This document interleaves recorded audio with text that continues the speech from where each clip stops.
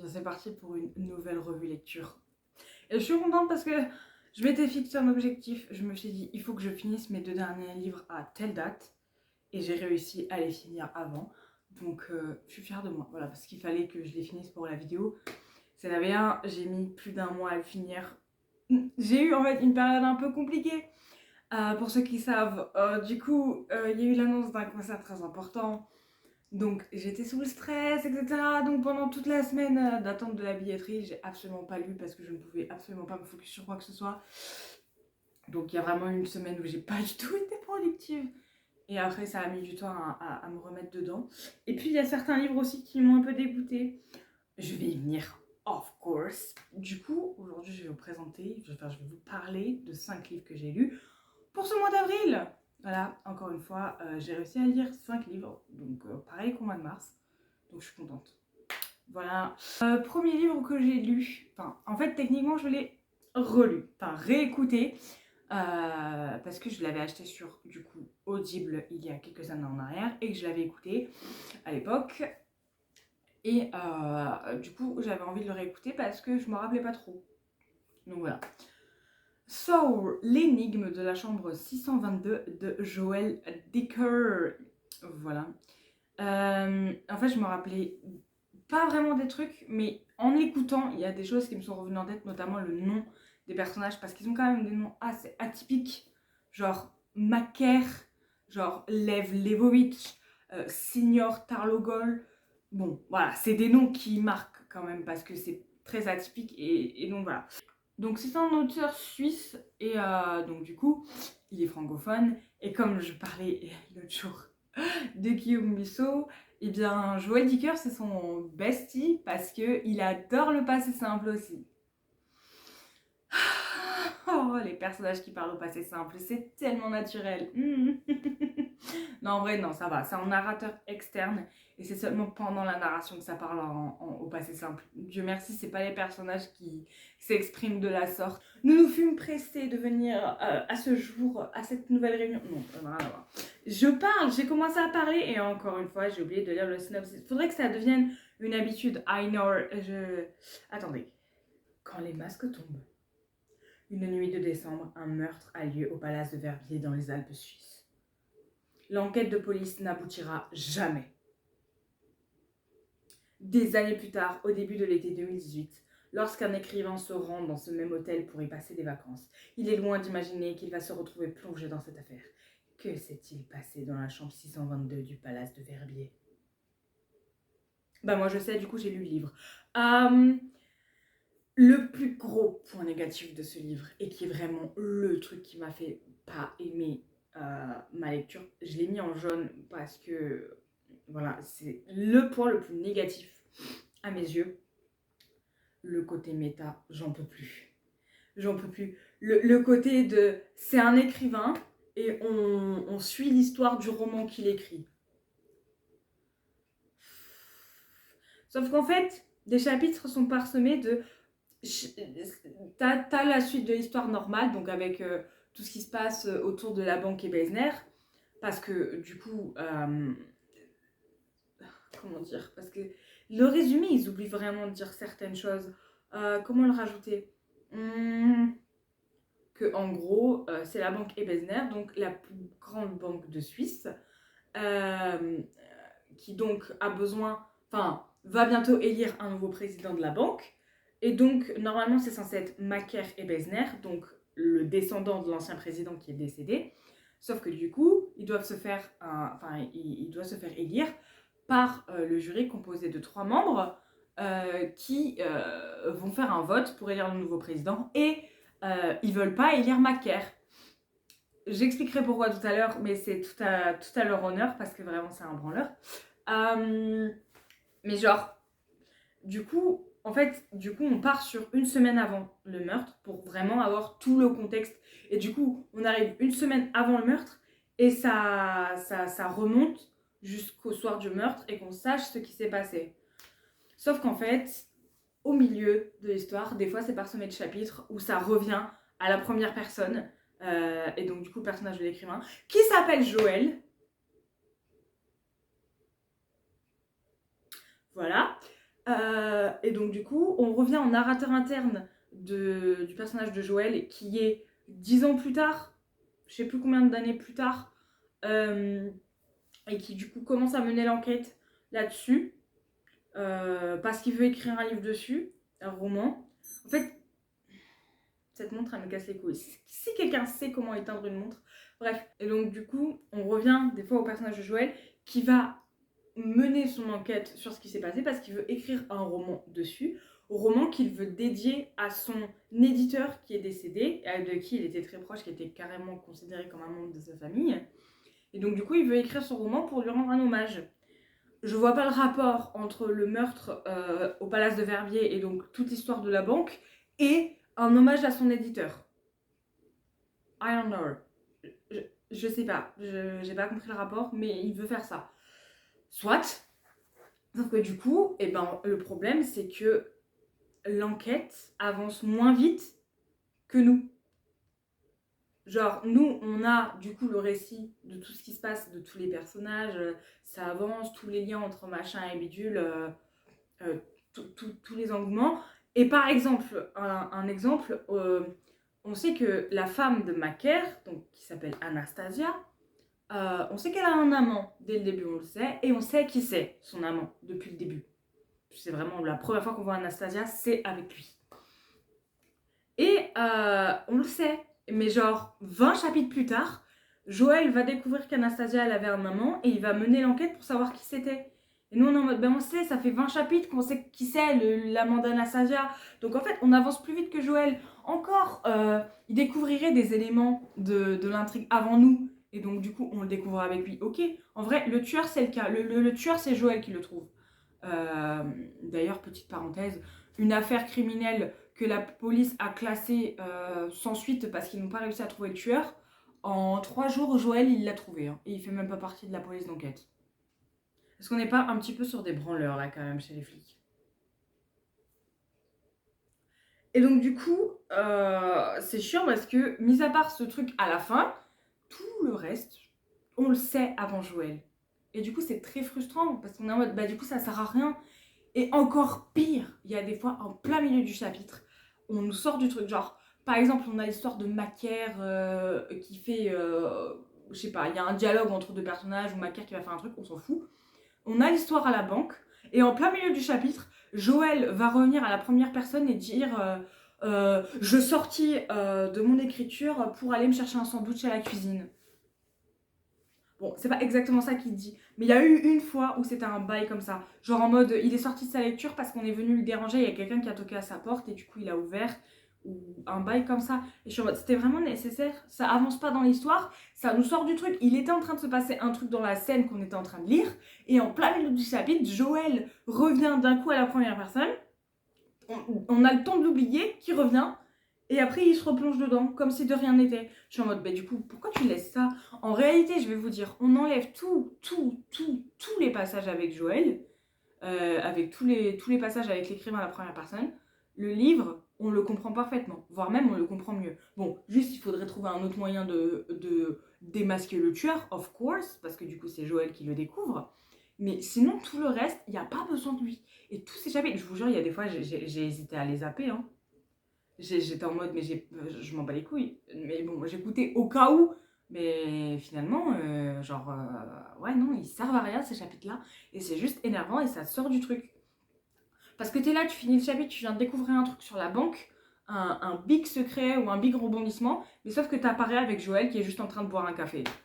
Ou alors qui est en train d'aller interroger le flic qu'on a vu 4 chapitres avant, dans le roman. Donc, c'est complètement con et c'est vraiment chiant et ça ne sert à rien et vraiment ça fait... C'est uniquement pour cette raison que le livre est passé jaune et aussi pour d'autres petits détails que je donnerai plus tard, mais vraiment c'est le plus gros point négatif du livre et franchement on retire ça et c'est un banger parce que l'histoire est très prenante quand même, les personnages sont prenants. Attendez, je suis mes notes, j'arrive. Ah oui, par contre, un truc, et ça, il n'y a que la lecture qui peut y faire honneur. Donc, tout le principe du roman, c'est qui va être élu président de la banque Ebezner. Sauf que du coup, on ne peut pas le savoir avant le jour J. Sauf qu'à un moment donné, Joël, dans son enquête, il va voir le président. Sauf qu'il ne le nomme jamais. Donc on a le président, on est dans une scène où Joël est en train de parler avec le président, mais on ne sait pas c'est qui. On ne sait pas si c'est Macaire, on ne sait pas si c'est Lev Levovitch, on ne sait pas si c'est quelqu'un d'autre. Puisqu'il ne le nomme pas. Donc on est là, et du coup Joël, il l'appelle le président, mais du coup on ne sait pas qui c'est qui est en face. Et ça c'est trop bien, parce que du coup ça ne nous spoile pas sur qui a été élu président. Et franchement, c'est un beau procédé de mise en scène. Et j'ai trouvé ça très cool. Mais bon, c'est un chapitre cool sur 70 milliards. Surtout qu'en plus, on ne pouvait pas trop essayer de le reconnaître à sa caractérisation. Parce que, point auquel je vais venir, les personnages changent du tout au tout. C'est-à-dire qu'il y a une caractérisation de personnage. Et au bout d'un moment, il vrille complètement de l'autre côté de la balance. Genre, par exemple, Macaire est un personnage, c'est le personnage principal, mais il est vraiment pas attachant. C'est un branleur, il arrive quand il veut à la banque, il fait même pas ses heures normales, il répond jamais au courrier de ses clients, bref, c'est un très mauvais employé. Et après, il râle qu'il va pas être élu président. Mais en même temps, frère, si tu deviens président, tu fais couler la banque. Tu traites déjà pas tes dossiers en étant haut placé. Si tu deviens président, ça va être la catastrophe. Donc c'est normal que ton père t'a déshérité. Oui, son père l'a déshérité, c'est pour ça qu'il est pas président. Bref. Mais aussi avec Anastasia, genre, il est chiant. Genre, il est là, il parle de sa présidence, H24. Moi, je stresse de pas être élu président. Moi, mais il écoute jamais sa femme. Genre, il y a eu un soir où elle est revenue d'une très mauvaise soirée, où elle allait pas bien du tout. Et donc, elle faisait un peu la gueule, genre, ça se voit quand quelqu'un est pas bien, parce qu'il a eu une peine. Et même pas il remarque qu'elle va mal, même pas il lui dit qu'est-ce qu'il y a, pourquoi tu vas pas bien et tout. Elle s'enferme dans la salle de bain pour pleurer. Elle est partie s'enfermer dans la salle de bain pour pleurer pendant hyper longtemps. Il l'a même pas remarqué. Et quand elle est venue se coucher, et en fait tout le long, elle n'a pas dit un seul mot. Elle est rentrée. Elle est partie à la salle de bain, soi-disant se doucher. Elle est venue se mettre au lit et pendant tout ce laps de temps, elle n'a pas ouvert la bouche. Et Macaire, il lui demande même pas comment tu vas ou quoi. C'est tout de suite oh là là, cette histoire de présidence à la banque, ça me met trop dans le mal. Et t'as envie de lui mettre une patate? C'est quoi ça? Soi-disant, il est fou amoureux d'Anastasia, mais t'es même pas capable de remarquer quand ta femme va mal. Ou alors, soit tu le remarques et tu t'en bats les couilles, et dans ce cas-là, t'es vraiment un con. Soit tu le remarques même pas parce que tu t'en bats les couilles. Et dans ce cas-là, t'es vraiment un con. Dans les deux cas, c'est vraiment un con. Mais à la fin du livre, il devient Mister Perfect. Et genre, en plus pour Anastasia, il est vraiment adorable, c'est un ami formidable, etc. etc. La raison du pourquoi, du comment il s'est marié avec elle, lisez le livre, j'ai la flemme de tout vous expliquer. Mais bref, genre, c'est pas un mari vraiment aimable, et pourtant, genre, elle arrête pas d'en faire enfin, pas les éloges non plus, parce qu'elle le trompe quand même, mais elle arrête pas de dire oui, si je me suis mariée avec lui, c'est parce que c'était un très bon ami, il s'occupait bien de moi. Ouais, au passé, hein, parce que quand je vois ce que ça donne dans le présent, putain. Et du coup, en parallèle de Macaire, on a Lev Levovitch, qui est vraiment le mec parfait. Genre, le mec, il sort d'un Disney, je pense. C'est-à-dire que, du coup, bah, on le sait, c'est l'amant d'Anastasia, mais genre, tu sais, l'amant fusionnel, l'amour fou. En fait, ils étaient ensemble avant qu'elle se marie avec Macaire, sauf qu'il y a eu une discorde qui a fait que, du coup, elle s'est retrouvée mariée à Macaire parce qu'elle croyait que Lev l'avait quittée. C'est un peu compliqué, mais bref. Et du coup, ils se sont retrouvés et il lui a dit non, je t'ai pas quitté, je croyais que c'était toi qui m'avais quitté. Et elle a dit non, je t'ai pas quitté, je croyais que c'était toi qui m'avais quitté. Bref, et du coup, bon, ils se sont remis ensemble en scred. Et du coup, c'est l'amour fou et tout. Et il est parfait, déjà avec Anastasia, en mode il lui achète des fleurs, il prend soin d'elle, il pense à elle, il lui fait tout. Le mec parfait. Et pas seulement dans sa relation, mais aussi au travail, parce qu'il est exactement au même poste que Macaire. Et ce sont les deux candidats au poste de président. Et donc, le conseil veut élire Lev président parce que il bosse bien, en fait. Genre, il travaille bien, tous ses clients sont ultra satisfaits de lui, tout le monde à la banque l'apprécie, il est toujours là à l'heure, il fait bien sûr l'employé modèle. Et ce mec est parfait. Et je ne veux pas spoil, mais à la fin, voilà, les mecs parfaits ne sont pas tout à fait si parfaits si on creuse un peu. Mais le pire revirement de personnage, c'est pour la mère d'Anastasia. En fait, ce sont du coup une famille russe qui se sont retrouvées à immigrer vers la Suisse. Ouh là là, ce mot. Bref, elles ont dû se retrouver en Suisse pour des raisons personnelles. Je ne veux pas le taire, c'est juste que je l'ai oublié. Bref, et du coup, donc, il y a la mère de Anastasia et sa grande sœur. Et leur mère veut qu'elle marie un prince, quoi, limite. Un homme très très fortuné avec une grande situation financière pour qu'elle soit vraiment bien, quoi. Elle est très très vénale, la maman. Et vraiment pas agréable. Et quand Anastasia rencontre Lev Levovitch, il est groom dans l'hôtel du palace de Verbier. Sauf que c'est le coup de foudre, tout de suite, ils sont fusionnels et tout. Et quand elle en parle à sa mère elle est en mode mais tu vas pas épouser un homme de main, ça va pas ou quoi? Et elle lui dit mais oui mais moi je l'aime, je suis amoureuse de lui et je suis heureuse avec lui. Et sa mère elle a dit mais je m'en fous, il te faut un homme fortuné. Genre, et du coup elle lui a fait la misère. Et c'est un peu aussi à cause de la mère que Lev et Anastasia se sont séparés. Et donc du coup elle avait toujours tenu ce discours de vous allez épouser un homme fortuné, je ne vous laisserai pas partir avec un homme de main. Bref, vraiment la daronne stricte comme ça. Et à la fin de l'histoire, quand Anastasia finit avec Lev, sa mère elle lui dit quoi? Elle lui dit moi pour moi le plus important c'est que tu sois heureuse. Elle a dit ça a toujours été mon objectif. Mais tu te fous de la gueule de qui, ma belle? La première fois, il y a 10 ans, quand... non, il y a 15 ans, quand Anastasia t'a présenté Lev Levovitch en te disant que c'est un employé de l'hôtel, tu lui as dit, il est hors de question que tu te maries avec un homme de main. Et là, maintenant, surtout après tout ce qu'il a fait, parce qu'il a fait quelques petites choses pas très très légales, le monsieur Lev, même après tout ce qu'il a fait, sa mère, elle lui dit, moi, mon objectif, ça a toujours été que tu sois heureuse. Alors que quand Anastasia lui a supplié à genoux en lui disant qu'elle était folle amoureuse de Lev, sa mère, elle l'a envoyé chier et elle l'a forcé à épouser quelqu'un d'autre. D'ailleurs, pour vous dire à quel point elle est vicelarde, la mère, la grande sœur, elle s'est mariée avec un homme très très riche qui la battait. Et quand elle a réussi à se faire sauver de cette situation... Non, c'est Anastasia. Le premier mariage, oui, le premier mariage, elle s'est mariée avec un homme qui la battait. Elle a réussi à être sauvée de cette situation grâce à Lev, entre autres. Et le premier truc que la mère, elle a trouvé à dire, c'est ouais, t'aurais pu faire un effort et prendre un peu sur toi, hein. Cette même personne, à la fin du livre, a dit à sa fille, pour moi, le plus important, c'est que tu sois heureuse et ça a toujours été mon objectif. Donc voilà, hein, dans le délire de revirement de personnage, là, on est sur un bon 180 degrés quand même.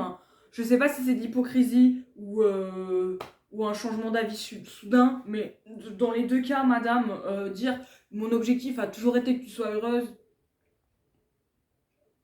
ouais, laissez-moi douter un petit peu, madame.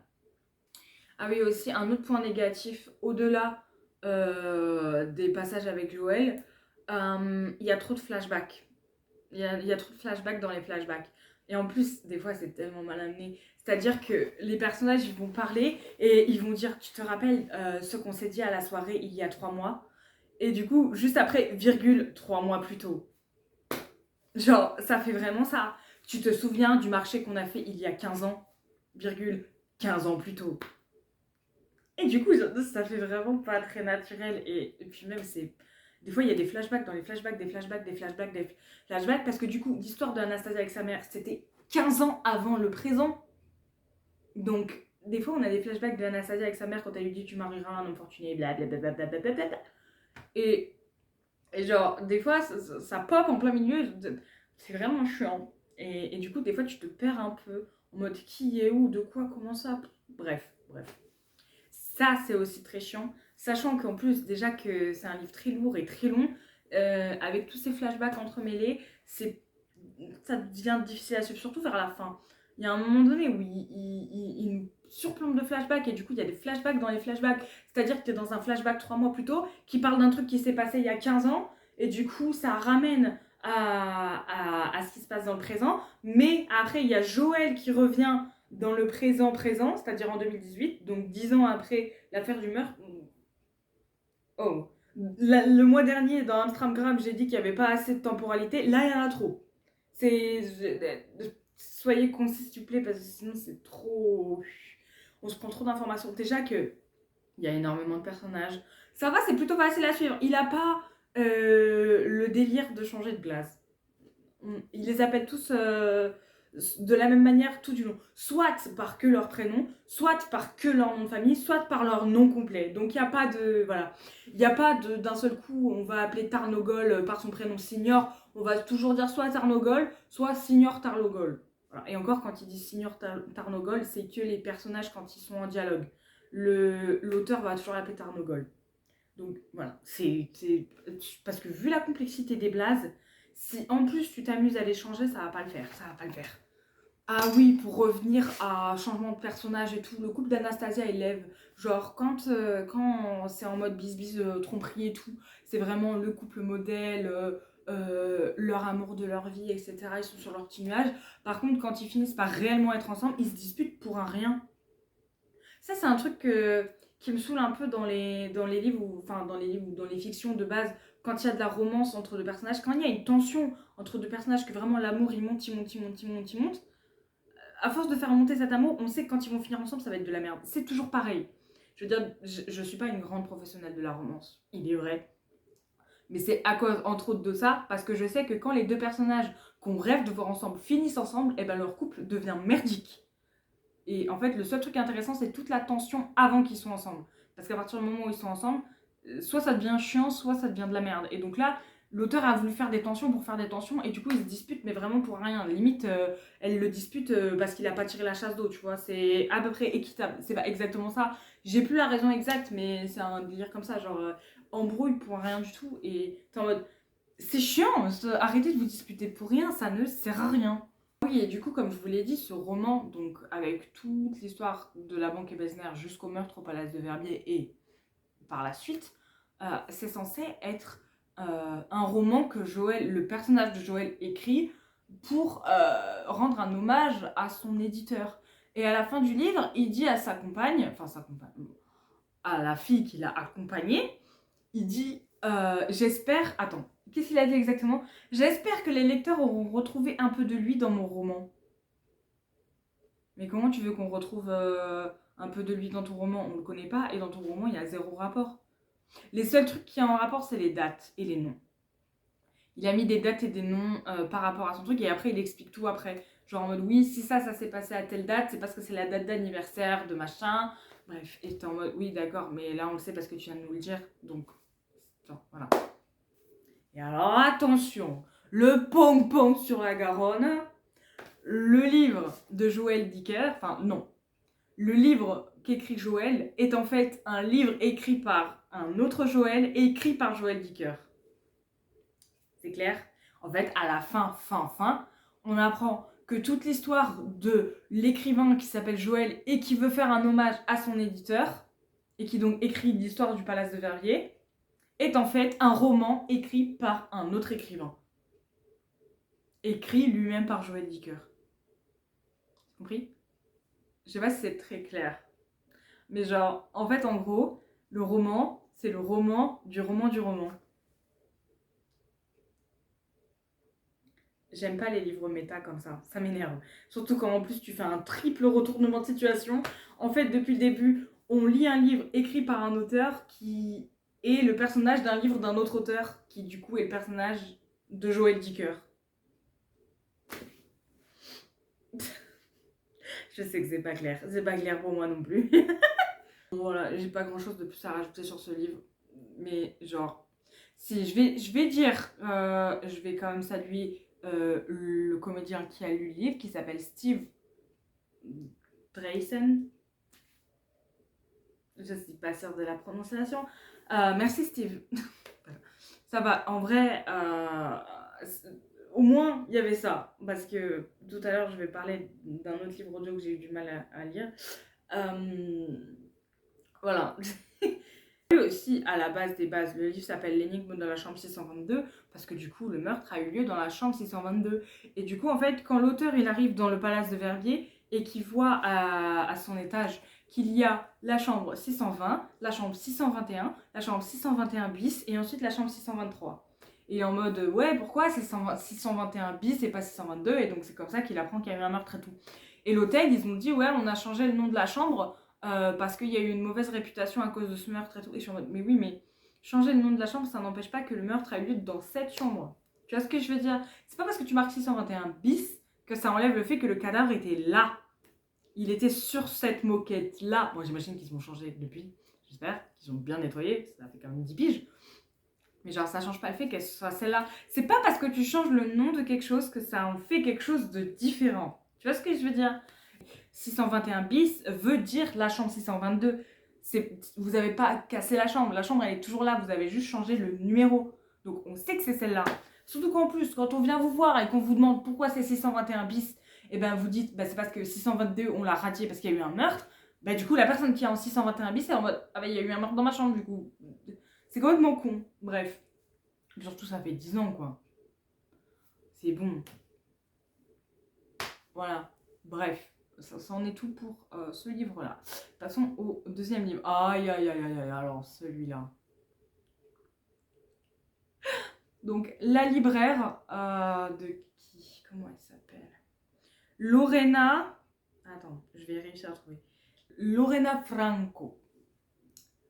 Ça me fume parce qu'elle est espagnole, mais l'histoire se passe en Angleterre.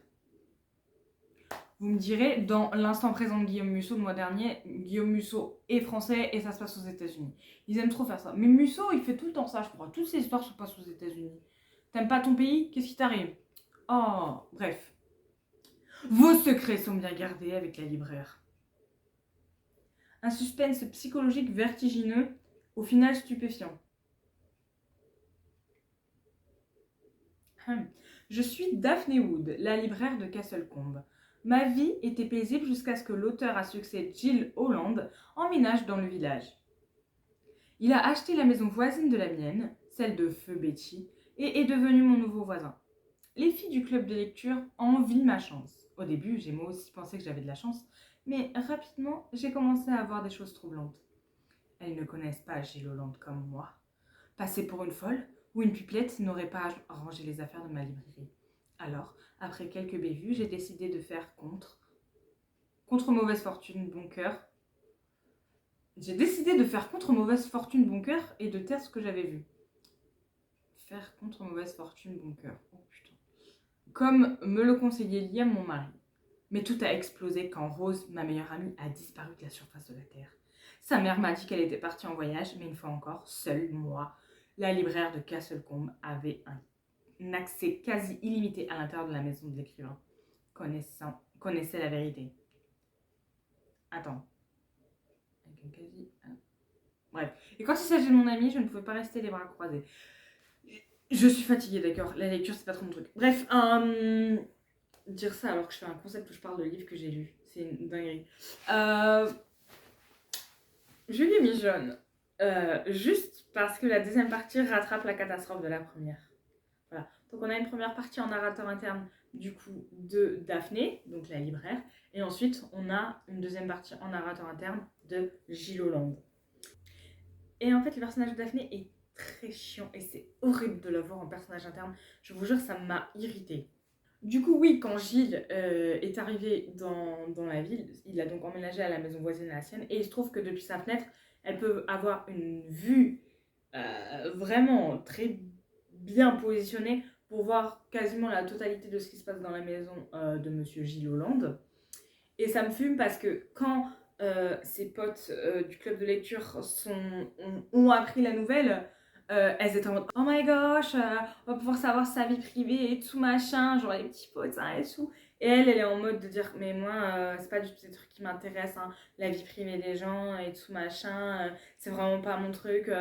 Moi je suis dans mon truc, la vie des autres je m'en fous et tout. Et elle passe toutes ses soirées à regarder ce qui se passe dans sa maison. Toutes ces putains de soirées, elle est plantée devant sa fenêtre et elle regarde l'intérieur de la maison de l'écrivain.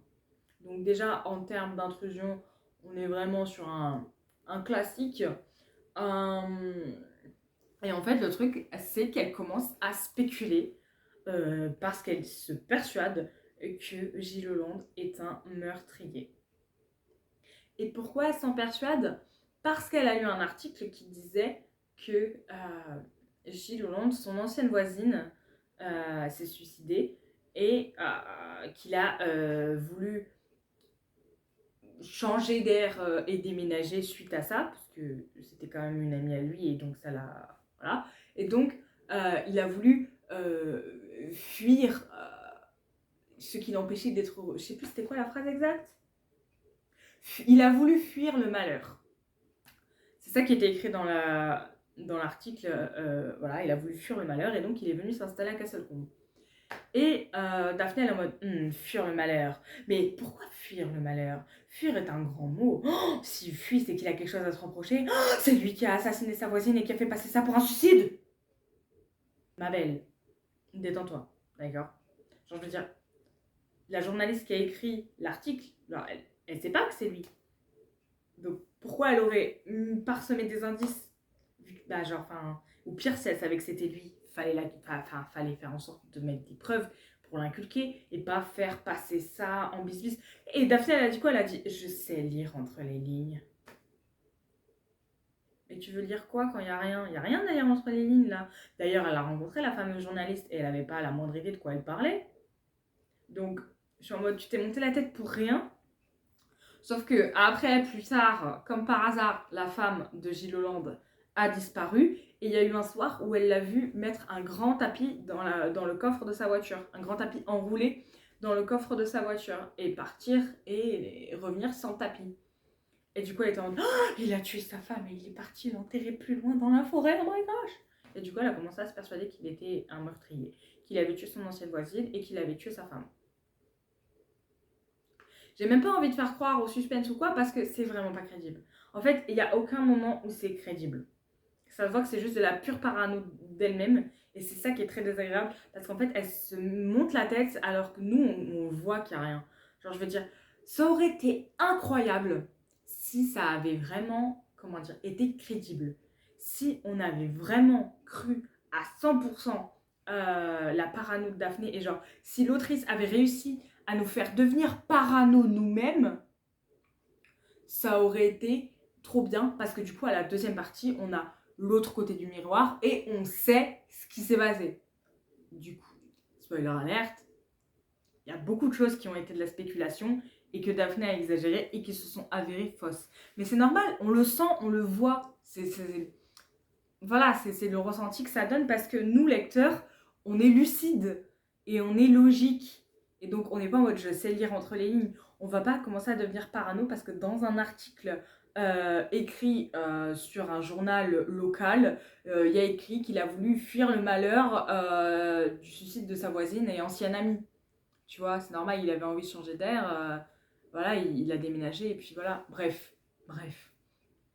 Du coup, voilà, ça aurait été vraiment un classique si tout du long de la première partie, on avait réussi à nous convaincre que c'était réel. Mais vu que là, ce n'est crédible pour rien, enfin aucun sou, comment on dit? C'est pas crédible pour un sou. Voilà. C'est pas crédible pour un sou. Du coup, tu peux pas vraiment te plonger dans la tête du personnage. En fait, tu l'as en narrateur interne et t'as juste envie de lui dire reprends-toi ma belle, t'es complètement conne en fait. Du coup, c'est dommage parce qu'en narrateur interne, ça fait qu'il y a beaucoup de possibilités à te retourner le cerveau. Et franchement, quand c'est bien fait, c'est extraordinaire. Mais là, du coup, non. Et c'était juste chiant et énervant. Et c'est pour ça, à la base, genre, j'aimais pas du tout. Et quand il y a eu la deuxième partie, ça s'est un peu amélioré parce qu'il y a eu beaucoup de points qui ont été corrigés. Of course, on a la partie de quelqu'un qui est lucide. Et donc, on sait ce qui s'est passé. Mais voilà, c'est le plus gros défaut du livre. Et c'est ça qui a fait que j'ai eu énormément de mal.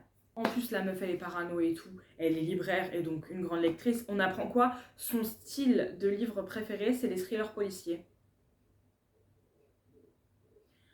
Tu m'étonnes qu'elle devienne parano. Oh, aussi, ce qui me faisait beaucoup rire, enfin au tout début, ce qui me fait beaucoup rire, c'est que la comédienne qui lit le livre, qui s'appelle Ariane Brousse, elle a une voix adorable, très douce et très mignonne et très adorable. Ce qui fait que quand du coup elle doit faire des dialogues avec des personnages, t'as l'impression que tous les personnages ils ont 8 ans et demi. Alors qu'il y en a certains qui sont beaucoup plus proches de la tombe que d'autres choses et qui sont à la retraite, mais non, ils ont tous une voix d'une gamine de 8 ans et demi. Et du coup c'est trop mignon, mais j'ai eu du mal, genre, vu qu'on ne dit pas l'âge des personnages tout de suite, bah forcément nous on s'imagine un caractère, mais par exemple l'ami de Daphné, comment ça s'appelle déjà? Bref, l'ami de Daphné qui a disparu dont on parle dans le truc. D'ailleurs, on en parle dans le truc, mais c'est vraiment la fin, quoi. Mais bref, t'as l'impression qu'elle est archi jeune, qu'elle a 14 ans, quoi. Alors qu'en vrai, je crois qu'elle a la vingtaine à peine. Donc, bref. Aussi, genre, ce livre, il durait vraiment pas longtemps et je l'ai lu en 3 jours. Enfin, du coup, écoutez, donc ça me coûte la triche. Mais en fait, j'ai fait un big rush parce que j'avais très hâte de le finir. En fait, j'en avais tellement marre du livre que j'ai voulu tracer sa mère pour rapidement le terminer. Ce qui est contre-productif parce que du coup, ça m'a plus saoulé qu'autre chose, mais au moins, je m'en suis débarrassée vite. Par contre, des livres que j'ai aimés, je vais les traîner très très en longueur, quitte à mettre un mois à les lire. Je suis pas très logique, mais bon, c'est comme ça. Je l'ai fini vite fait. Parce qu'en fait, vu que j'étais sur Audible pour lire le livre de Joël Dicker, bah du coup, ça m'a mis une annonce, un pop-up, parce qu'il était en page d'accueil ce livre, parce que c'était la nouveauté Audible. Et donc du coup, vu que j'avais un crédit gratuit, bah je l'ai pris et je me suis dit, vu qu'il dure que 6 heures, je le lis rapidement, c'est tranquille et tout. Et ben, c'est pas un regret non plus, parce que ça fait toujours un livre de plus à ajouter à ma collection. Et puis j'ai pas payé, donc ça c'est un point très important aussi, c'est un livre que j'ai eu gratuitement, donc je ne vais pas m'en plaindre. Mais ouais, genre, ouais. Et les livres que j'ai, enfin les critiques que j'ai lues sur Babelio, les gens disent tous qu'ils l'ont découvert sur Audible parce que bah, c'était pas une promo, mais c'est le livre, quand tu démarres Audible, c'était celui qui te mettait en avant, c'était le livre mis en avant par Audible à ce moment-là. Donc forcément, il y a eu un pic de lecture, c'est normal, tu le proposes, les gens prennent. Mais ouais, du coup, c'est dommage. Je suis un peu dégoûtée qu'un livre qui soit mis en avant comme ça soit aussi réticent. Voilà, donc bon, ma foi, tant pis, c'est pas grave. Encore une fois, ça aurait pu être incroyable si vraiment, genre, ça avait été fait différemment. Si la parano de Daphné avait été beaucoup plus crédible, ça aurait été mais génial. T'imagines, t'es là, pendant toute la première partie, t'as affaire à un tueur, t'as un meurtrier, t'es convaincu que c'est le meurtrier parce qu'il y a ça et ça comme preuve. Genre, t'es convaincu en tant que lecteur qu'il est meurtrier et après tu switches de point de vue et tu te rends compte que depuis le début, tout était une entourloupe et un énorme malentendu. Et t'es en mode, waouh, waouh, mais là non. Parce que du coup, quand on a le point de vue de Gilles, et ben on se rend compte que. Ah, bah sans déconner. Genre, oui.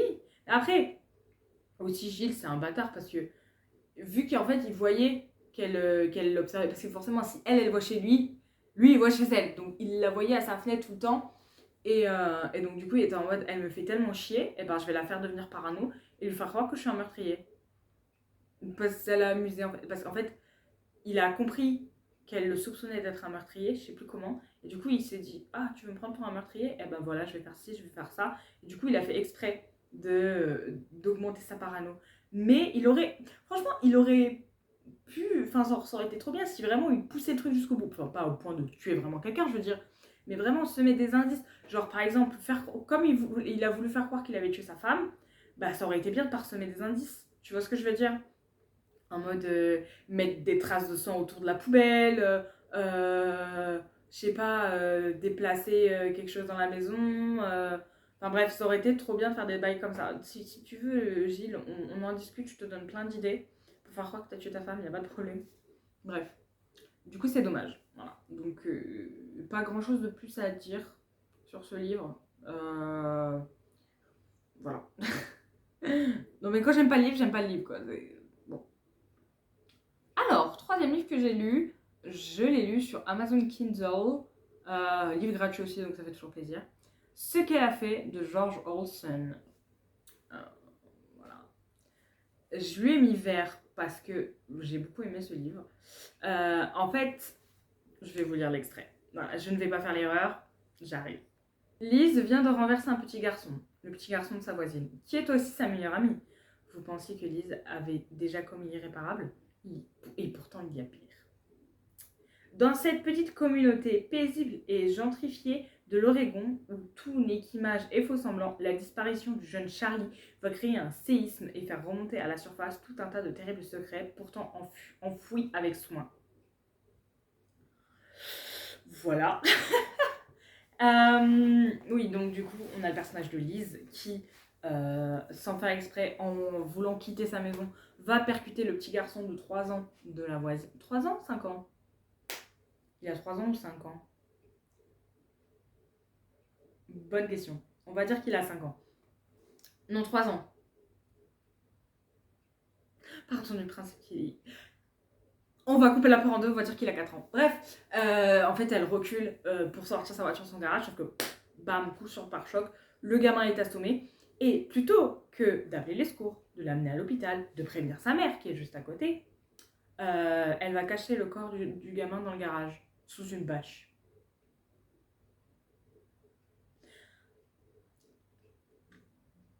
En fait, elle n'a pas voulu prévenir la fille parce qu'elle était sous stupéfiant. Parce que la veille, elle a pris énormément de médicaments et qu'elle savait pertinemment qu'elle n'avait pas le droit de conduire. Sauf qu'elle est quand même partie. Et en fait, elle s'est dit, ouais, mais si je l'amène à l'hôpital et qu'on me fait faire des tests, je suis foutue parce que j'ai été sous stupéfiant et que j'avais pas le droit de conduire. Et j'ai envie de dire, ma belle, que tu sois sous stupéfiant ou non, dans tous les cas, l'accident serait arrivé parce que c'est pas toi qui as fait une mauvaise manip, c'est le gamin qui est passé derrière ta voiture pendant que tu reculais. Tu vois ce que je veux dire? Donc il n'y a aucun moyen, enfin il n'y avait aucune raison qu'il te fasse faire des tests. Et au pire, bah c'est quoi le pire? Tuer le gamin de ta meilleure amie et vivre avec ce remords ou te faire péter ton permis et juste attendre 2 ans de le repasser quoi. Genre, je sais pas trop. Bref. Et du coup, pendant tout le putain de livre, elle part avec cette culpabilité. Et genre, t'es en mode, bah oui, mais t'as pris la mauvaise décision, t'es débile.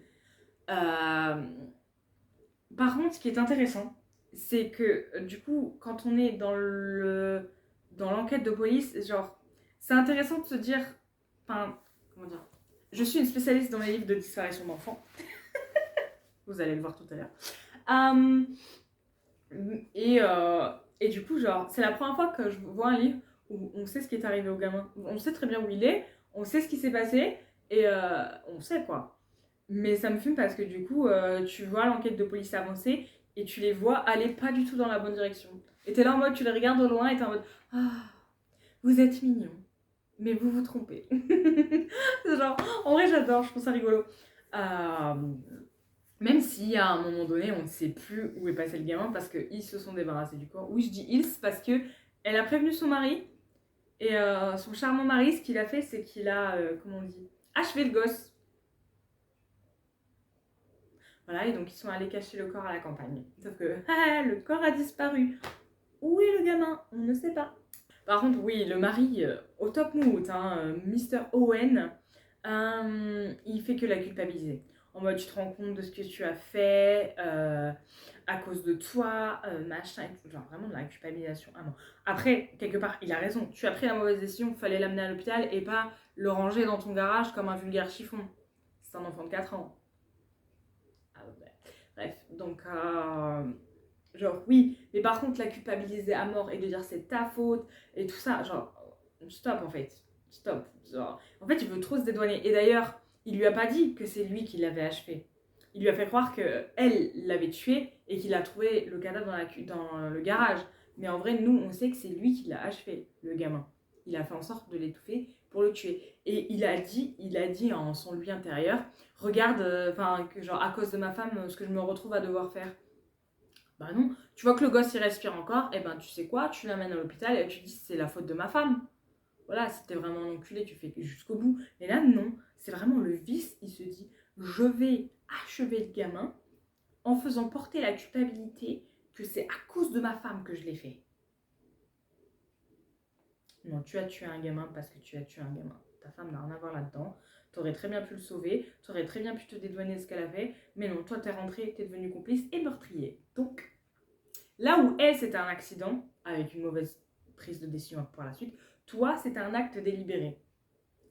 Mettons les choses pas au même niveau, s'il te plaît. Voilà. Et oui, donc du coup, Lise, elle devient complètement fracasse suite à ça, parce qu'en plus, bah, du coup, elle doit soutenir son amie, qui du coup a perdu son gamin et qui est là en mode putain, mais j'ai juste tourné la tête pendant 5 minutes et il est parti de mon champ de vision et depuis je sais plus où il a dû se faire kidnapper, peut-être qu'il est tombé dans la rivière et qu'il s'est noyé. Bref, genre vraiment une mère qui perd un enfant détruite mentalement quoi. Surtout quand tu sais pas ce qui lui est arrivé et que tu sais pas où il est. Et donc, à côté, t'as Lise qui doit la réconforter et qui veut pas, du coup, lui dire ce qu'elle a fait parce que, voilà, qui peut plus maintenant. Et qui se morfond H24 et tout. Mais par contre, elle arrive, mais déjà à, comment dire, remonter le moral de sa pote. C'est-à-dire que elle a tué le gamin, ils sont allés cacher le cadavre en pleine campagne, donc elle sait pertinemment qu'il est mort, le gosse. Et elle, va dire, et elle arrête pas de dire à sa pote, non mais t'inquiète, ça va bien se passer, ils vont le retrouver, il est certainement en vie, tout va bien. Frère, tu es allé enterrer son cadavre, enfin enterrer, non. T'es allé balancer son cadavre dans un champ de maïs sur l'autoroute. Et t'es en train de dire les yeux dans les yeux à ta pote, t'inquiète pas, il est vivant, ils vont le retrouver, il va bien.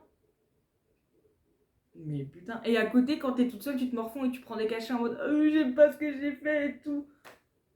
Mais MDR. Et d'ailleurs, la culpabilité, elle la ronge, elle la ronge, elle la ronge, elle la ronge. Par contre, quand elle se fait interroger par les flics pour savoir si elle a vu quelque chose ou quoi, elle est d'un calme parfaitement bien, en mode non, je n'étais pas là. J'étais en train de passer l'examen du barreau pour devenir avocate. Comme c'était prévu, je suis partie à mon rendez-vous et je n'ai rien vu. Et en rentrant, j'ai appris la nouvelle. Mais dans un plat total, genre vraiment, elle est incroyablement bonne comédienne, hein. Franchement, parce que vraiment, si tu te morfonds et tu culpabilises de quelque chose, t'as les flics qui viennent chez toi, t'as un stress, quoi. Normalement, t'es en mode, oui, non, j'ai rien, enfin, genre, il n'y a aucun signe de stress. Elle est nickel, même face à sa pote, elle est nickel, juste elle chiale, quoi. En mode, mais en fait, elle chiale de sa culpabilité et elle fait passer ça pour, oui, mais je l'aimais beaucoup, Charlie, moi aussi, je suis triste, j'aimerais qu'on le retrouve et tout. Mais en fait, c'est toi qui l'as tué, frère. Vraiment, c'est un peu, un peu bizarre ce changement de tempérament de quand elle est toute seule et de quand il y a quelqu'un avec elle. Par contre, ce qu'il y a d'un peu chiant, c'est qu'au bout d'un moment, on finit par tourner en rond dans les dialogues. C'est-à-dire les dialogues entre Liz et Owen, en mode Liz qui dit non mais Owen, je peux plus te dire ça pour moi, il faut que je le dise à la police. Et Owen qui dit non mais dis pas ça, t'es folle, on est dans la merde. Tu te rends compte de ce qu'on risque si tu ouvres ta bouche. Dis rien, ils vont finir par retrouver le corps et ils vont accuser un pédophile qui passait dans le coin et tout machin. Et elle est en mode non mais je peux plus avoir ça sur le cœur, c'est des remords. Il y a Carole qui croit que son fils est vivant et qui va revenir. Bah oui ma belle, c'est toi qui arrête pas de lui dire. Donc évidemment qu'elle y croit, elle s'accroche à tout ce qu'elle peut. Donc quand sa meilleure amie lui dit t'inquiète pas, il est en vie, on va le retrouver, forcément qu'elle s'accroche à ça. Donc peut-être commence déjà par arrêter de lui dire ça. En fait ça tourne en rond, toujours la même chose. Toujours pareil. Les deux quand ils se parlent, c'est toujours la même chose sur 10 000 chapitres d'affilée. Et on avance un petit peu là s'il vous plaît parce que là ça commence à ramer, c'est le même discours. Tu te dis est-ce que Lise elle va finir par enfin ouvrir sa gueule? Au final, non, parce que Owen la convainc de pas le faire. 2 jours plus tard, est-ce que Liz va ouvrir sa gueule? Au final, non, parce que Owen va la convaincre de pas le faire. Puis 3 jours plus tard, est-ce que Liz va enfin ouvrir sa gueule? C'est bon. On a compris qu'elle allait pas le dire parce qu'elle est sous l'emprise de son mari dans tous les cas. D'ailleurs, quand elle a enfin réussi à trouver le courage d'aller à la gendarmerie pour en parler, son mari est venu la chercher. Il a quitté son taf en mode toi je te récupère. Sauf que du coup, l'enquêtrice, quand elle a su qu'elle était venue au commissariat, elle est allée la voir, sauf que son mari, il l'a droguée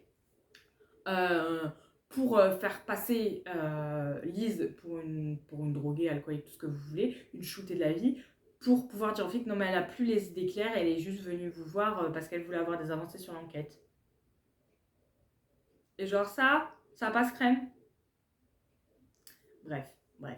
Aussi, dans la même catégorie que le livre dont j'avais parlé le mois dernier avec la disparition de la gamine et le daron qui va accuser et aller menacer le premier suspect sans même chercher les preuves, il se trouve que dans la région, au moment de la disparition, il y avait un homme qui était fiché comme délinquant sexuel parce que quand il avait 22 ans, il est sorti avec un gamin de 16 ans. Bon. La loi, la morale, on s'en bat les couilles, c'est pas ça le sujet, mais donc c'est pas un pédophile non plus. C'est juste quand il avait 22 ans, il est sorti avec un mec de 16 ans. C'est tout. On met ça dans une case de côté, on s'en fout de ça. C'est juste, il n'est pas attiré par les enfants. Il a juste eu ce cas-là précisément. Sauf que du coup, forcément, vu qu'il a un casier judiciaire, il a été mis en premier suspect. Sauf que le père, quand il a appris ça, au lieu d'attendre que les flics fassent leur travail et enquêtent sur lui, d'ailleurs c'est ce qu'ils ont fait, ils ont enquêté sur lui et ils se sont rendus compte que ça pouvait pas être lui le coupable parce qu'il avait un alibi, plutôt que de faire confiance à la police dont c'est le travail, même si on sait très bien que la police... Voilà, mais bref, a préféré faire justice lui-même et il est allé lui péter la gueule jusqu'à l'envoyer à l'hôpital à l'article de la mort. C'est d'autant plus terrible quand nous, lecteurs, on sait que c'est pas lui. Il y a juste un mec de 30 ans qui était venu passer des vacances tranquilles ici pour se détendre avec son petit chien, qui est d'ailleurs adorable. C'est normal, c'est un chien. Bref, qui a voulu se détendre un peu et qui est venu se faire péter la gueule parce qu'il y a eu un malentendu et qu'il était au mauvais endroit au mauvais moment et qu'il a un casier judiciaire. Voilà. Il a failli perdre la vie parce que le père a été impulsif et n'a pas réfléchi. Je veux bien que quand tu perds ton enfant, ce soit la pire douleur du monde, je ne veux même pas imaginer. Mais en fait, à un moment donné, il va falloir arrêter les pères impulsifs quand il y a une disparition d'enfant. Parce que à chaque fois, vous allez attaquer quelqu'un, le premier suspect, sans réfléchir et sans preuve, pour qu'au final, ce soit pas lui. Donc là, tu as juste détruit une vie pour rien. Voilà. Au-delà de tout ça, je trouvais la fin très bâclée. Genre, la dernière page, elle est affreusement bâclée. Je sais pas comment dire les choses, mais genre, en fait, t'as l'impression que ça repart dans un cycle. Vous voyez, quand je disais tout à l'heure que les dialogues, ils tournaient en rond, et ben en fait, on est reparti sur un rond comme ça. Et donc, c'est très chiant. Et donc, en fait, j'ai pas eu l'impression de finir le livre, pour tout vous dire. Genre, j'aurais voulu avoir la fin de cette discussion, pour que la boucle soit finalement bouclée. En mode, est-ce que cette fois, Lise est allée le dire ou pas? Est-ce que Lise a enfin ouvert sa bouche ou pas? Et on ne le sait pas parce qu'il y a écrit fin. Voilà. Sir, mon moment préféré du mois. Mrs. Lisa Gardner. Preuve d'amour. C'est assez marrant parce que c'est le préquel à Famille Parfaite que j'ai lu le mois dernier. En fait, alors attention, ça va être un peu compliqué. Lisa Gardner, elle a un personnage éponyme, comme on dit, un personnage récurrent, un peu comme à la Sherlock Holmes, qui s'appelle Didi Warren. Voilà. Et donc du coup, il y a la saga Didi Warren, tome 1, tome 2, tome 3, tome 4. Et donc celui-là, Preuve d'amour, c'est le tome 5 de Didi Warren. Mais en fait, dedans, du coup, il y a le personnage de Tessa Leoni. Et donc, Famille Parfaite, c'est le tome 2 de Tessa Leoni. Voilà. Donc c'est la suite de Preuve d'amour sans être dans la saga Didi Warren. Il y a Didi au début du livre de Famille Parfaite, mais du coup c'est... Voilà. On a la timeline Didi Warren. Ici, on a Preuve d'amour. Ici, il y a Preuve d'amour. Et ici, on a fait un petit trait et on a rajouté Famille Parfaite. Et juste à côté, il y a un tome 3 qui s'appelle Le Sceau d'Olange que j'ai en livre papier, qu'il faudra que je lise un jour et dont je parlerai peut-être un jour ici. Voilà. Et en fait, ce qui m'a donné envie de lire celui-là, c'est parce que du coup, dans Famille Parfaite, au début du livre, on a donc une confrontation entre Tessa et Didi, parce que je vous ai dit, c'est Tessa Leoni qui enquête sur l'enquête de Famille Parfaite, la disparition. Et donc du coup, au début, il y a Didi Warren qui arrive, et en fait, elle parle de ce qui s'est passé avant. Mais sans spoil, parce que Lisa Gardner, elle est très maligne. Genre, sans spoil ce qui s'est passé, elles sont en mode « Ah, de nouveau toi. Je me rappelle quand je t'ai vu suite à l'affaire de quand tu as tué ton mari. » Elle est en mode « Oui, il est vrai, moi aussi je me rappelle de vous. » Bon, c'est beaucoup plus subtil que ça, mais en gros, t'es en mode « Ah, elles se connaissent déjà, et t'as envie de savoir de quoi elles se connaissent, et surtout comment ça, elle a tué son mari. » Ben justement, c'est le point du livre. Donc je m'en vais lire les petits synopsis. Jusqu'où iriez-vous pour protéger votre enfant? L'affaire semble évidente lorsque Didi Warren arrive sur les lieux. Maltraitée par son mari violent, l'agent de police Tessa Leoni a fini par craquer et l'a descendue à coups de revolver. Pourtant, elle se mure dans le silence. Pas un mot au sujet de son mari décédé, ni sur la mystérieuse disparition de sa fille de 6 ans qu'elle aime pourtant par-dessus tout. Que cherche-t-elle à cacher? La coriace et désormais incontournable Didi Warren mène l'enquête. Enceinte depuis peu, en couple avec le jeune Alex, elle se retrouve plongée dans le sombre passé d'une femme finalement pas si différente d'elle, prête à tout pour sauver sa fille. Et ça me fume parce que Didi déteste absolument toutes les femmes qu'elle rencontre dans sa carrière. De tous les livres où j'ai lu où il y avait Didi, elle déteste à chaque fois toutes les meufs. Bon, en même temps, là, c'est compréhensible pour Tessa Leoni parce qu'elle n'arrête pas de mentir. Et même quand on a des chapitres premiers, comment on dit, narrateur interne de Tessa Leoni, on sait qu'elle nous ment à nous, lecteurs. C'est-à-dire, tu es dans sa tête, elle te parle à la première personne, mais elle te ment à toi qui es en train de lire le livre. Et ça, Tessa, j'aime pas. Vraiment, c'est chiant. Elle arrête pas de mentir et de changer de discours et de... T'es en mode... Et en vrai, c'est très compréhensif parce que si tu te mets du point de vue de Didi, Didi, elle est là pour enquêter sur la disparition d'une fille de 6 ans et t'as la daronne qui n'arrête pas de mentir et de cacher les faits. Et du coup, ça attend forcément parce que ça te fait piétiner dans ton enquête. Donc, c'est assez légitime que Didi n'aime pas Tessa et je comprends mieux pourquoi elle a été aussi sauvage dans Famille Parfaite quand elle l'a retrouvée et qu'elle a... Enfin, quand elle a revu et qu'elle a vu Tessa Leoni et qu'elle avait... T'es encore là, toi? Limite, elle allait la cheat, c'est pas... Bref, du coup, je l'ai lu en livre audio, lu par Julie Pouillon, et je suis désolée. Madame, je vous prie d'accepter mes plus plates excuses. J'ai pas aimé sa voix, j'ai eu du mal. En fait, c'est pour ça que j'ai eu du mal à rentrer dedans et à vraiment le lire. Je n'ai pas aimé la voix de la comédienne, et je... Mille pardons, ce n'est pas de votre faute, c'est de la mienne. Mais voilà, c'est ça qui m'a un peu le plus rebuté au début. Aussi, par rapport à un peu le même délire, je sais pas s'il y a eu un problème de son ou si c'est la comédienne qui parle trop fort ou si c'est juste moi, mais en fait les scènes de dialogue sont beaucoup plus fortes. Sauf qu'en fait moi j'écoute mes livres audio pour m'endormir, donc je suis dans mon lit, c'est le soir, je suis tranquille dans un état d'apaisement et en fait quand il y a des dialogues, ça gueule. Et souvent c'est du coup les flashbacks de ce qui s'est passé et donc la petite qui appelle sa maman en mode sauf qu'elle gueule super méga fort. Et à la fin, il y a toute une scène, puisque l'action, elle...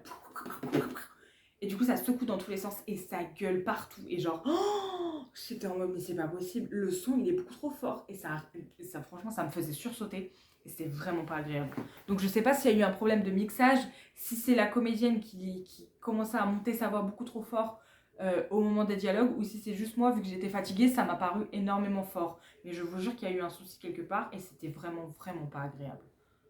Ah oui, aussi, ils font tout un pataquès de la disparition de la petite fille, mais j'ai lu Famille Parfaite, donc je sais qu'est-ce qu'il en est de la petite fille. Je sais s'ils l'ont retrouvée en vie ou morte. Je ne vais pas spoil, mais du coup, je savais. Donc déjà, ça enlève un tremblement. En revanche, elle a réussi à ne pas spoil le fait que Tessa ait tué son mari ou non. Il y a un petit soupçon, t'es en mode, elle l'a tué, elle l'a pas tué, elle l'a tué, elle l'a pas tué. Bon, il est mort, c'est sûr. Là, pour le coup, c'est sûr, il est mort. Mais est-ce que c'est elle qui l'a tué? Ou est-ce que c'est un élément externe? Lisez le livre, voilà.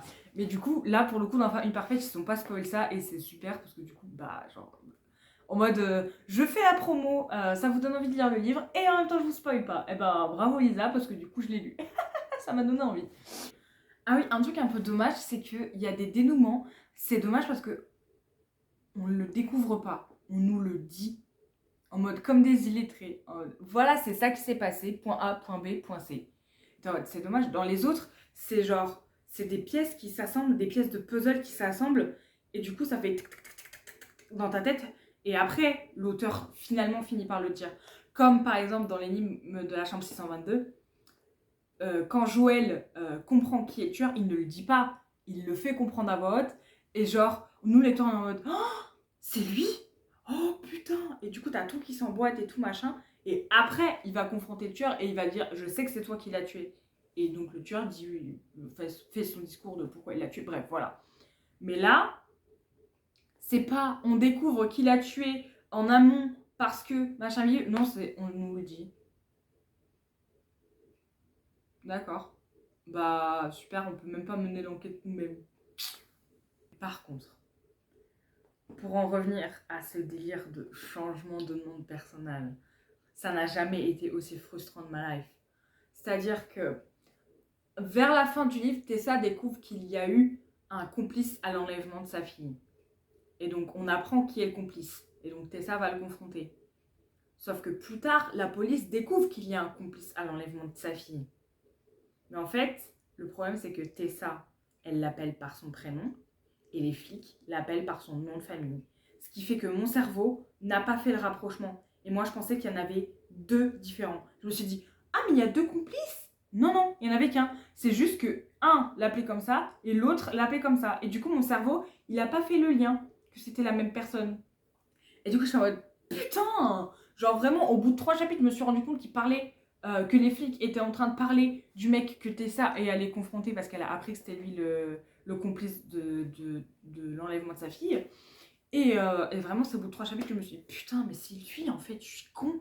C'est pas qu'il y avait un autre mec, c'est le même mec. Voilà, donc arrêtez de changer de nom de vos personnages, vous commencez à me casser les couilles quand vous faites ça. Je suis désolée, Lisa. Hein. Et d'ailleurs, je dois le dire, mais je pense, ouais, c'est Lisa Garner que j'ai le moins aimé pour l'instant. J'ai eu beaucoup de mal. En vrai, en fait, par rapport à tout ce que j'ai dit au début de la vidéo, tout le stress que j'ai eu, le manque de concentration que j'ai eu énormément de manque de concentration sur ce livre. Ça explique pourquoi j'ai pas fait le lien entre le même mec. Mais il y a d'autres trucs que je pense que j'ai zappé et tout. J'y arrivais pas. Il y a des chapitres que j'ai réécoutés parce que j'arrivais pas à me concentrer dessus, parce que voilà, j'ai mis énormément de temps à le lire. J'y arrivais pas. Comme j'ai dit, dès le début, j'ai pas accroché avec la voix de la comédienne, donc ça a fait que j'ai été un peu réticente. Ça fait déjà 1 heure que je parle. Mais ouais, du coup, c'est ça qui m'a un peu dérangée. Et donc, ça qui m'a fait un peu moins apprécier l'expérience, en plus du fait que le personnage de Tessa Leoni est très énervant.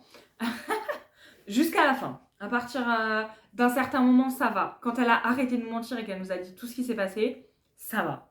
Mais bref. Ah oui, et du coup, on est encore dans un truc où le titre, il n'a pas besoin d'explication. Preuve d'amour.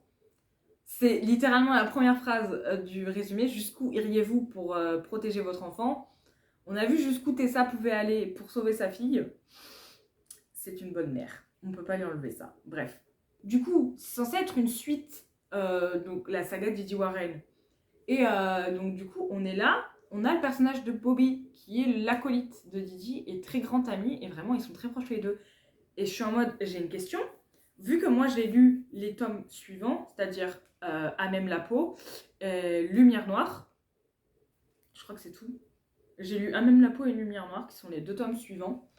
Il n'y a pas de Bobby. Il est passé où, Bobby? Au départ, je me suis dit, si ça se trouve, il y a eu un truc et genre Bobby, il est peut-être mort, mais je vous le spoil, non, il est pas mort, c'est juste moi qui ai spéculé. Mais du coup, il est passé où? Si dans le tome 5, il est là, mais que je lis le tome 6, enfin, j'ai lu le tome 6 il y a quelques années et qu'il était plus là, il est passé où? Avec leur relation fusionnelle et tout, et genre, il est plus là. Il s'est passé quoi, Bobby? On n'a plus aucune news. C'est-à-dire, on suit Didi Warren et elle change de collègue à chaque fois. Ou alors, c'est peut-être que je suis con et que je me rappelle pas qu'il y avait Bobby. Hein. Ça, c'est très possible aussi.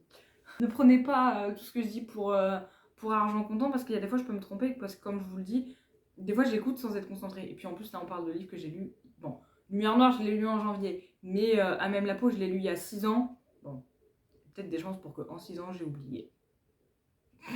Je sais pas si j'ai envie de relire À même la peau. Je vais réfléchir avec moi-même. De toute façon, si je dois relire un livre de Lisa Gardner, ça sera forcément juste derrière moi. Évidemment, le mois prochain, il y aura un nouveau Lisa Gardner. Ne vous inquiétez pas, j'ai du stock. C'est quand même marrant, hein, parce que je me suis fait chier à acheter une collection de Lisa Gardner. Je les ai vraiment pas tous, je crois que j'en ai à peine un dixième, mais je m'en suis acheté 5 ou 6 d'affilée. Et au final, j'en ai lu un en livre audio, plutôt que de prendre un de ceux qui étaient dans ma pile. Mais parce que Famille Parfaite, ça m'a donné envie de lire Preuve d'amour. Du coup, c'était le seul que j'avais pas. Enfin, le seul. À ce moment-là, je l'avais pas. Du coup, voilà. J'aurais pu essayer de l'acheter et tout. Je me suis dit, je vais pas me faire chier à essayer de l'acheter. Genre, je l'ai gratuitement sur Spotify Premium. Pourquoi me faire chier? En plus, j'avais déjà un livre papier que j'avais commencé et que j'avais pas encore fini. So, transition de Guedin. L'évadé de Simon Wood. Auteur anglais, histoire aux États-Unis. Why not? Encore ça va, c'est assez voilà, anglophone, entre anglophones, voilà, mais bref. Je vais vous lire d'ores et déjà le résumé. Récemment diplômés, les étudiantes Zoé et Holly prennent la route pour Las Vegas afin de décompresser et profiter de la vie.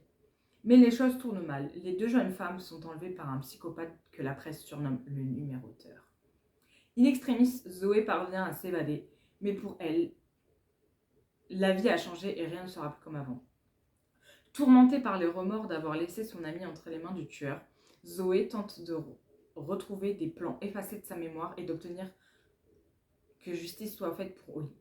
Quand elle apprend qu'un crime qui ressemble à son propre enlèvement vient d'être commis, elle décide de se lancer. De se lancer, vous voulez dire? Ah oui. j'y reviendrai plus tard, de se lancer sur les traces de son bourreau. Mais le numéroteur est lui aussi à l'affût de Zoé. Pour lui, ce n'est pas une survivante, mais simplement celle qui s'est échappée pour un temps. D'ailleurs, je tiens tout de suite à corriger. La phrase d'accroche au début, c'est « Un jour, elle a été la proie, aujourd'hui, c'est elle le chasseur ». En mode, elle est devenue celle qui va pourchasser le numéroteur. Non. Elle va juste essayer de combler les trous de sa mémoire parce qu'elle a perdu la mémoire de ce qui s'était passé, normal choc traumatique. Et du coup, elle va essayer de se rappeler le plus possible, quitte à revenir sur les lieux du crime pour se remémorer ce qui s'est passé, pour faire avancer l'enquête. Mais en aucun cas, elle va essayer de le chasser. En revanche, lui, quand il va la retrouver, il va la chasser. Donc, un jour ce fut elle la proie, aujourd'hui c'est elle le chasseur. C'est faux. Voilà, c'est de la publicité mensongère. Ce livre-là, je l'avais lu sur Kindle il y a quelques années et du coup, j'ai eu la chance de le retrouver en papier. Voilà, tous les livres que j'achète, je les achète sur Vinted, alors je vais pas me faire chier. Et donc, du coup, j'ai eu la chance de le trouver sur Vinted, donc je l'ai acheté pour pouvoir le relire parce que je voulais le relire de base. Donc, voilà. Maintenant, je l'ai en papier, je suis très contente parce que j'adore ce livre. Je le mets en vert. Et à l'époque, je l'avais déjà adoré. Et là, je l'ai re-adoré. Il est super agréable à lire. Genre, vraiment, c'est très fluide et très, très prenant. Je dis ça, j'ai mis plus d'1 mois à le lire. Mais stress, concentration, tout ça, tout ça. Mais je l'ai quand même adoré. J'ai réussi à rester concentrée dessus. Et vraiment, voilà. Il est très agréable à lire. Cependant, la version papier, il y a énormément de fautes d'impression. Donc là, il y a écrit elle décide de se lancer sur les traces de son bourreau. Non, c'est de se lancer. Il y a eu une faute de frappe. Mais des fautes de frappe, il y en a énormément dans le livre. Il y a des changements de taille de police. Des fois, entre 2 lignes, la ligne est toute petite comme ça et juste après, elle est un peu plus grosse. Et genre, ça se voit. Aussi, il y a eu une phrase, je la retrouverai pas, mais il y a une phrase, en fait, elle a été toute collée. C'est-à-dire que le personnage, il a dit « Qu'est-ce qui se passe ?» Sauf qu'en fait, c'était écrit « Qu'est-ce qui se passe ?» sans les apostrophes, sans les espaces, sans rien du tout. Et t'étais en mode « D'accord ». Et puis, il y a beaucoup de fautes de frappe et des mots manquants, des fois. Bah, beaucoup. Suffisamment pour le quantifier. Voilà. Je n'ai pas compté combien de fois exactement, parce que flemme. Mais voilà. Après, ça n'enlève rien. L'écriture, c'est sûr que ça te sort du truc, parce qu'une faute, ça te tique le cerveau. Donc, c'est un peu dommage. Mais ça va. Ah oui, il y a aussi des fois où ça va à la ligne, au plein milieu de la phrase. Il y a eu une fois, ça a fait ça. C'est-à-dire, la phrase, elle commence, ça va au milieu, ça va à la ligne, alors que la phrase n'est pas finie. Et t'es en mode, mais qu'est-ce qui se passe? Voilà. Je pense que celui qui a écrit est un petit peu fatigué. C'est dommage, mais en soi, ça va. Parce que ça ne cache pas le truc. Et l'histoire reste quand même incroyable.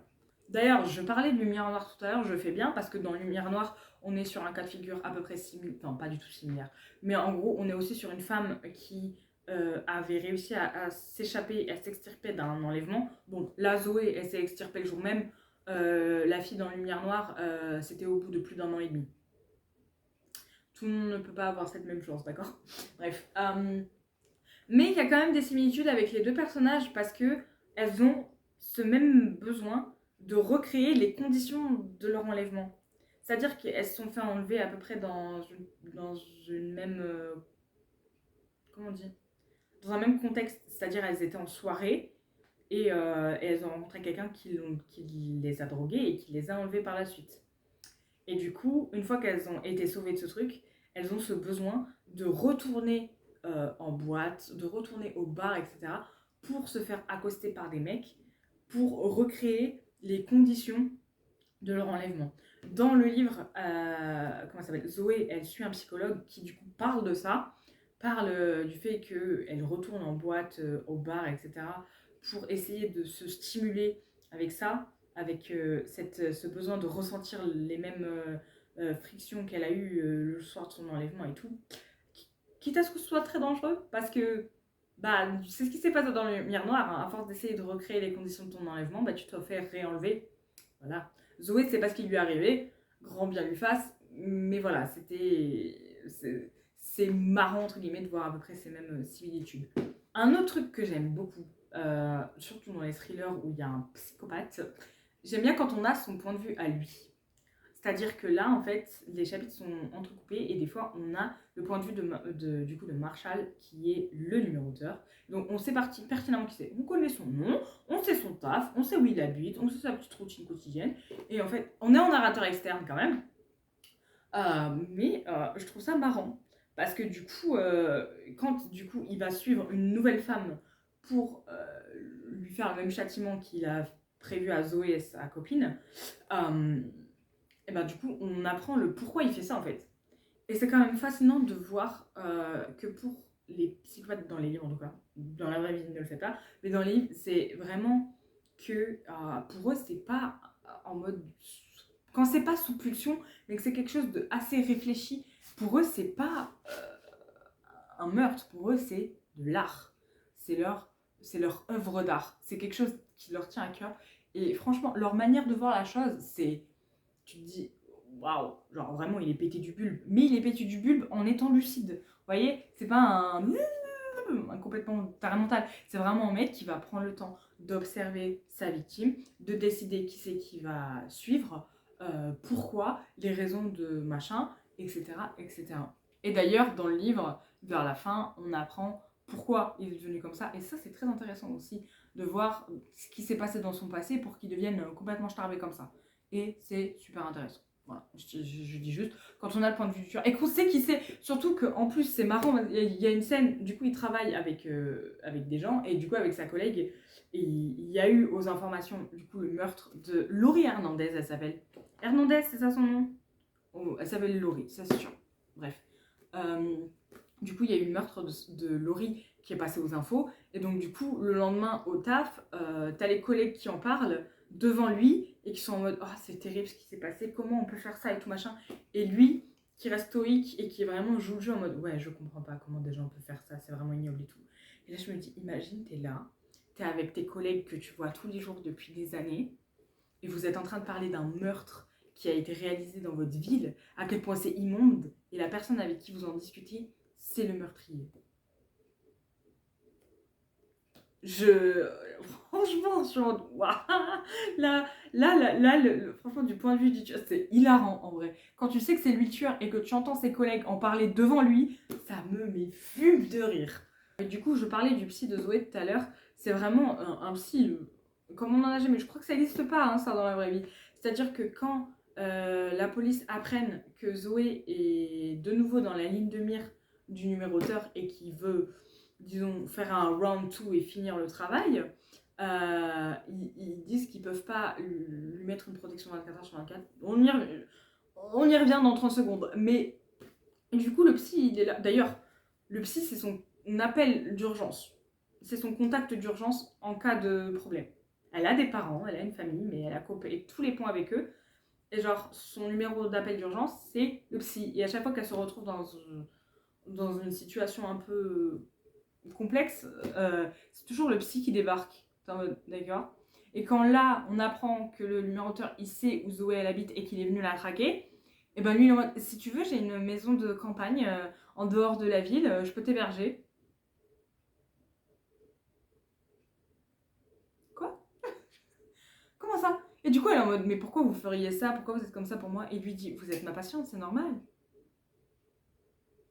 Les 80 patients que tu vois dans la semaine, tu vas tous leur offrir ta maison de vacances en campagne pour les sauver si jamais il y a un tueur en série qui veut essayer de les buter, ou juste une question comme ça, pour savoir s'il y a des privilèges. Est-ce qu'il y a du coup un tarif à payer plus cher ou pas? Si je te fais la cuisine, est-ce que tu me fais réduction sur la prochaine séance? Non, vraiment, j'étais hallucinée en mode, mais what the fuck? Il n'y a pas une question de il essaie de la draguer ou quoi, c'est pas du tout ça, mais je suis vraiment en mode, il est fondamentalement comme ça. Et genre, peut-être un petit peu too much. Déjà, le fait que tu sois en appel d'urgence, t'es son psy, tu la vois 2 fois par semaine, tu vois. Le fait que tu sois en appel d'urgence, c'est déjà too much, mais alors là, carrément l'héberger dans ta maison de campagne. Voilà. Et d'ailleurs, pourquoi il doit se mettre à l'héberger? Parce que la police sont en mode, non, mais c'est bon, pas besoin d'une assistance 24h/24 et on peut pas vous prêter un domicile et on peut pas faire en sorte qu'il y ait toujours un policier. On viendra une fois tous les 2 jours. Hein, voilà, je vous donne mon numéro de téléphone, vous m'appelez s'il y a un problème. Je suis à 2 heures de route, mais c'est pas grave, j'arriverai, j'interviendrai. Sérieusement, genre là, le numéroteur, il s'est infiltré chez elle. Vous savez qu'il est là, vous savez qu'il est à sa trace. Et genre, vous êtes en mode, non, mais c'est bon, pas besoin d'une surveillance 24h/24. Bah, si dans ce cas-là, il n'y a pas besoin d'une surveillance 24/24, dans quel cas il y en a besoin? Je sais pas. Non. Et puis en plus, c'est con. C'est débile. Il n'y a pas un des flics qui va dans l'appartement de Zoé pour lui récupérer des fringues et qui va du coup à la maison de campagne pour lui apporter et qui surveille pas le fait que le numéroteur peut potentiellement le suivre. Et donc dans ce cas-là, donner au numéroteur l'adresse où se trouve Zoé. Lui apporter sur un plateau, quoi. Vraiment. C'est-à-dire qu'il y a un flic qui est censé faire le guet à l'appartement de Zoé, au cas où le numéroteur reviendrait sur les lieux du crime. Il est revenu, mais vous savez pas qui c'est, vous savez pas à quoi il ressemble. Donc forcément, vous pouvez pas déduire qui c'est, parce que tout le monde va et vient dans l'immeuble, c'est un immeuble en plus. Donc vous pouvez pas savoir. Donc quand il arrive sur les lieux, qu'il voit qu'il y a des flics, et qu'il voit qu'il y a un flic qui ramène des affaires de Zoé, enfin qui va pour prendre des affaires de Zoé, il se dit, bah il va lui amener, donc j'ai juste à le suivre, et comme ça, si je le suis, je serai où est Zoé. Bah oui, du coup, c'est exactement ce qui s'est passé. Bande de débiles. Je trouve ça dingue. Bref. So, le mois d'avril est terminé. Je pensais que ça ferait une vidéo moins que le mois dernier, mais en fait, tout aussi long. C'est parce que j'avais beaucoup de choses à dire sur certains livres. Après, il y a des livres où j'ai beaucoup de choses à dire et des livres où j'ai pas grand chose à dire. Ça dépend. En fait, les livres que j'ai beaucoup aimé, j'ai envie de dire le moins de trucs possible parce que j'ai envie de spoil le moins de trucs possible. Donc en fait, ça fait que je me concentre beaucoup sur le négatif et c'est dommage. Mais en même temps, genre, je sais pas. J'estime que j'essaie de faire le plus de compliments possible quand je le peux. Mais bon, voilà. Après, c'est comme ça. Il y a des livres où j'ai des trucs à dire, des livres où j'ai rien à dire.